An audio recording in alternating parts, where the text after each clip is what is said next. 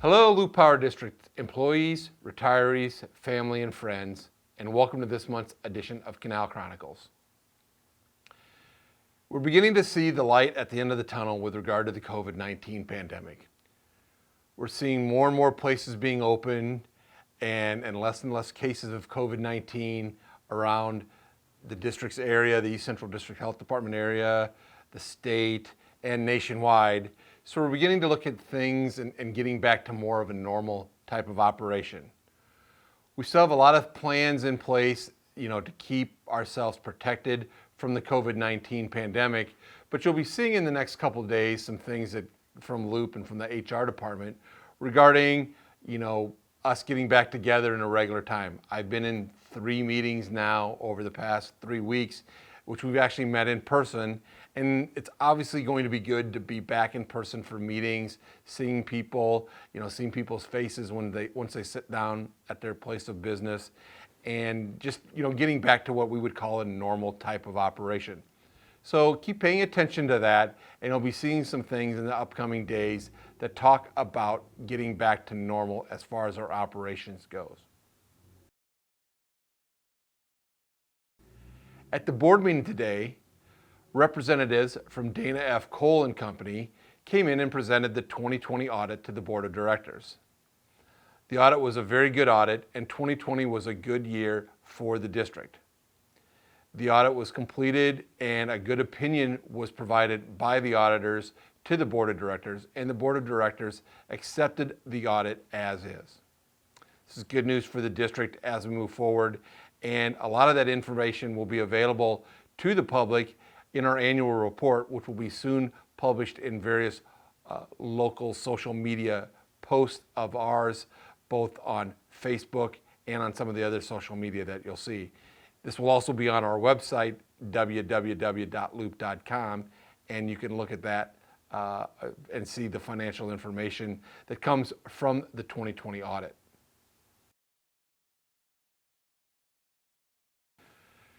Management provided the board with an update on district water issues. There's been little activity over the past month, with the exception of some of the year-end reporting that is due by the end of February was made by the district.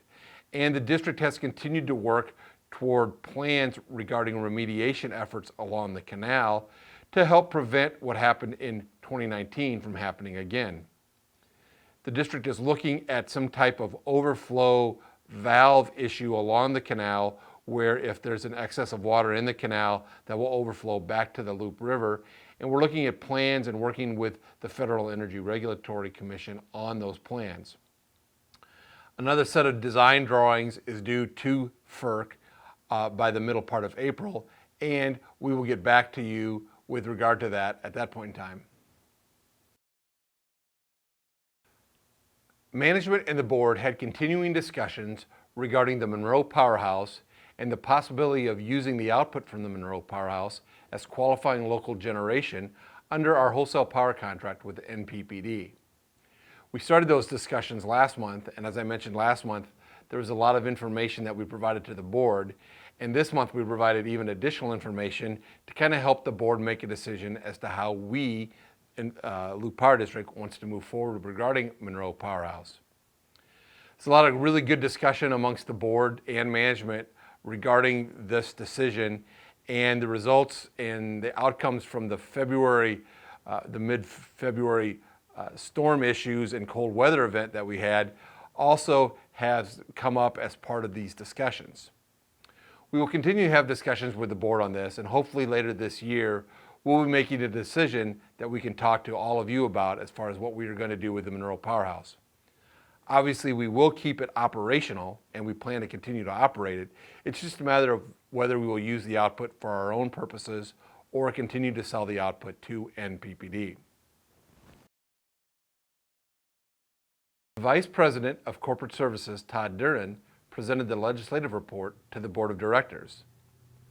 The senators and the committees have already submitted their priority bills to the Speaker of the Legislature, and the legislature is now in debate on those priority bills. In early March, the Natural Resources Subcommittee held a hearing, LR 48, on the cold weather event that happened in mid-February. All of the major CEOs from LES, NPPD, and OPPD testified at the hearing, and there will be a lot of additional information that comes out of that. The Natural Resources Subcommittee asked a lot of questions of the CEOs, and a lot of data has been provided. More information regarding that storm event and how it affects all of the electric users throughout the state, as well as the gas users throughout the state, and different things that the legislature may do as a result of that mid-February storm event will be coming out in the future months, and we will let you know as those come out. CFO Walt Williams provided the board with the February 2020 financial statements. Although we had a better than normal month as far as revenue goes, we did have excessive costs, mostly from the power supply side of things, due to high demand levels that occurred in February. As a matter of fact, February was our highest demand billing from NPPD since February of 2011. The district is a winter peaking utility, so this is not surprising given the cold weather event that happened in mid-February. Overall, though, the district was able to manage February without too much difficulty, and although we did not have as good of a month as we normally would like to see, it will not hurt us in the long run.